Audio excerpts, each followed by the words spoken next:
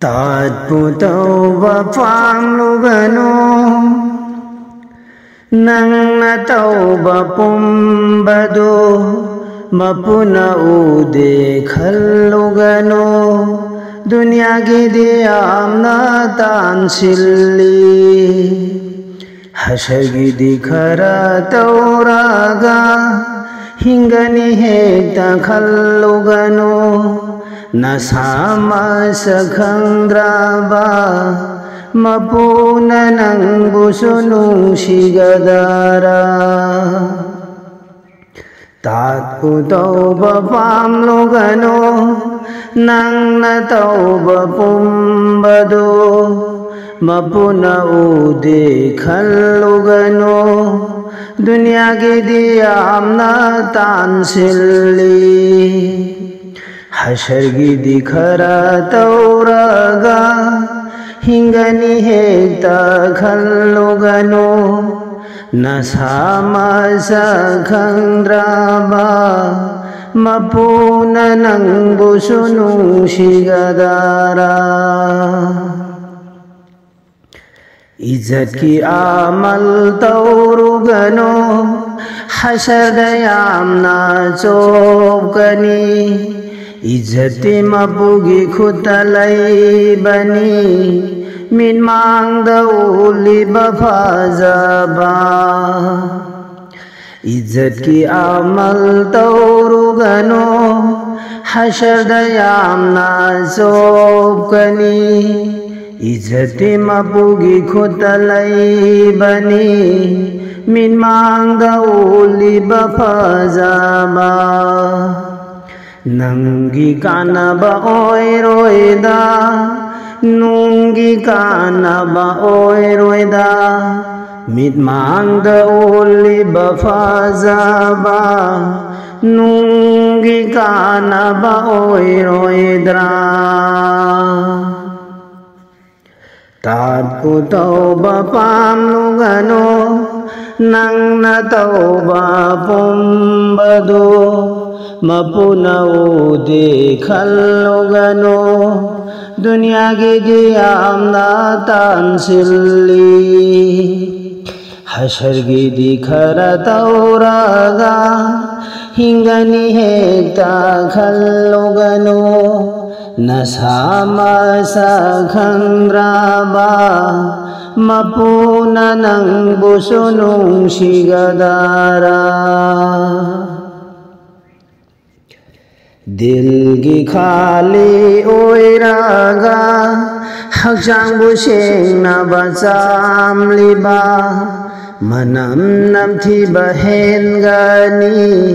manung mapal jamjaho Dil gi khali oiraga hakjang bu sengna bacamliba Manam namthiba hengani manung mapal samjaho Phije tumang bayaw bada phi pumba loina mang bani wakhal munna khanjaho Phije tumang bayaw bada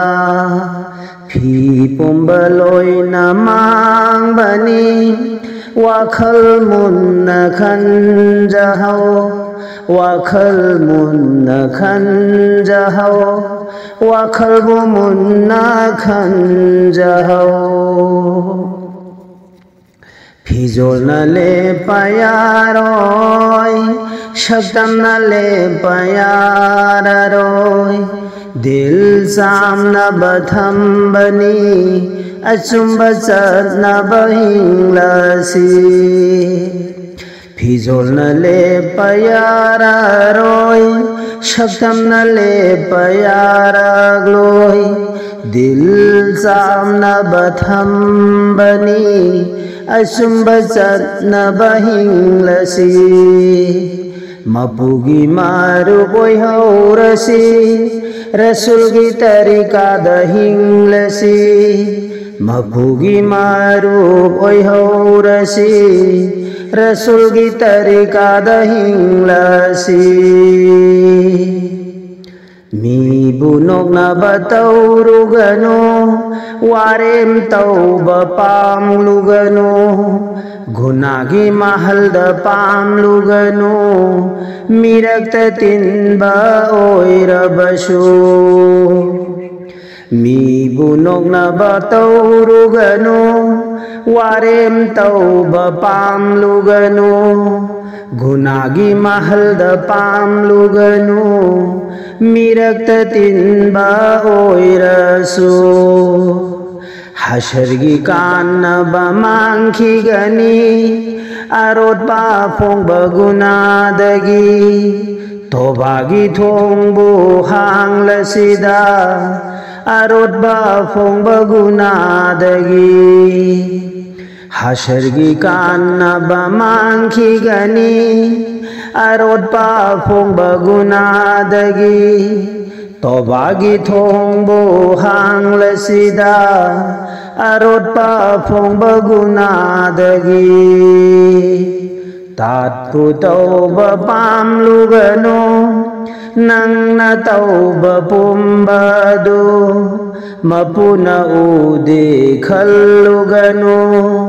Dunia ki diyam na tansili Hashar ki dikhara tauraga Hingani hekta khallugano Nasama shakhandraba Mapuna nang busunung shigadara